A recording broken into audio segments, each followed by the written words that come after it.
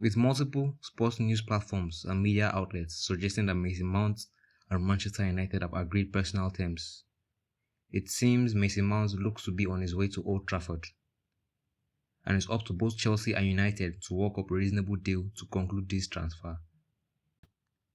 The Mason Mount transfer saga seems to have conflicted the Manchester United fan base, with some approving the deal, liking the caliber and type of player, knowing his quality and what he offers. They seem keen on the deal, while others are thinking United can surely go for better, surely go for much bigger qualities, like likes of Bellingham, Federico Valverde, and so on. But the transfer seems to be up to the manager, and today we're going to look at what qualities that Erik ten Hag seems to like about Mason Mount.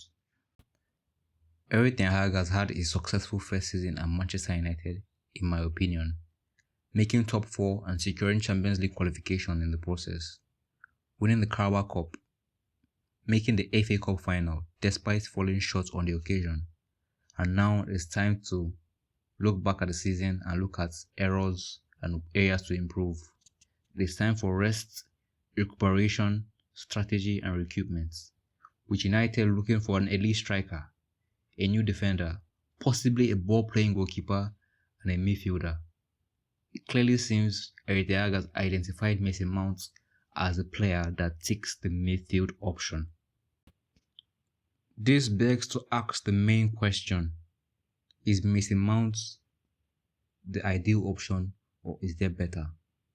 Me personally, I will tell you, there are much better players out there. The likes of Federico Valverde, Jude Bellingham, Ryan Gravenberch, Alexis McAllister.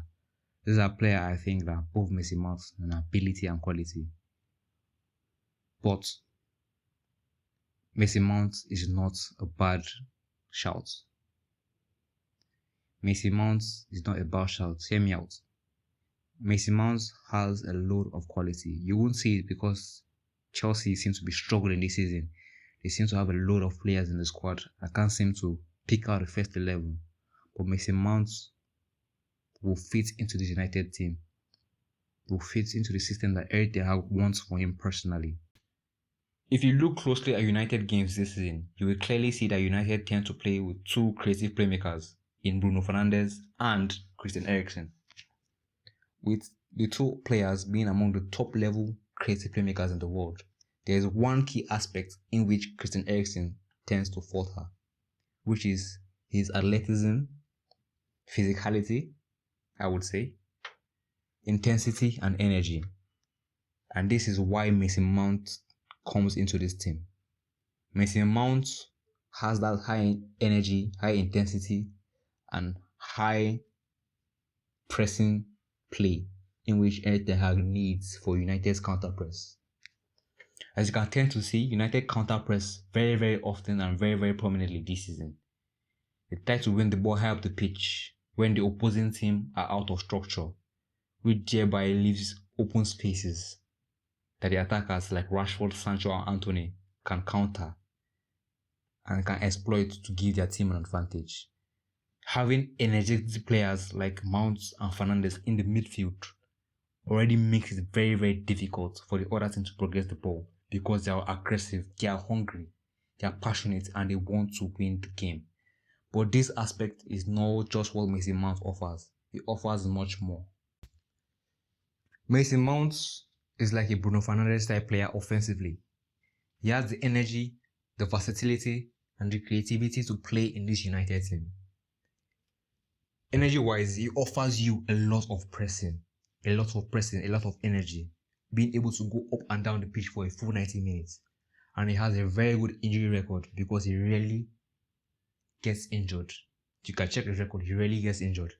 On his versatility, he, like Fernandes, can play in multiple different positions, offering different attributes.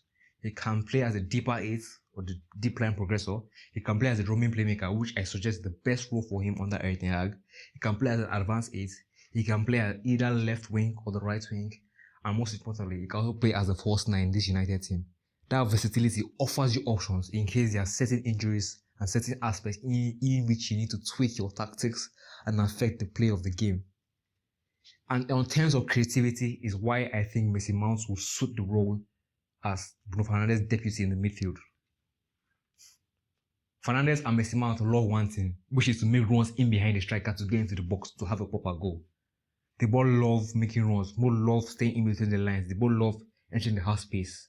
But one thing I'll say is Messi Mount does this more than Bruno Fernandes, because Fernandes likes to drop deep more to orchestrate the play, while Messi Mount looks to get into the box more to have a chance at goal.